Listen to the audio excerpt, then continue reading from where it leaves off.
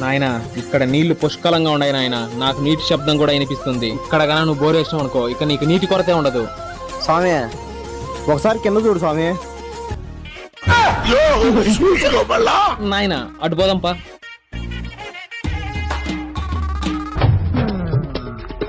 నాయనా ఇక్కడ జలపాతం ఏరులై పారుతుంది, నాకు నీటి స్పర్శ కూడా తెలుస్తుంది. ఇక్కడ బోరేసేయ్. ఆ? స్వామి ఒకసారి అక్కడ చూడు స్వామి. అటుపా నాయనా. ఇక్కడేం లేవులే, ఇక్కడ వేసేద్దాం.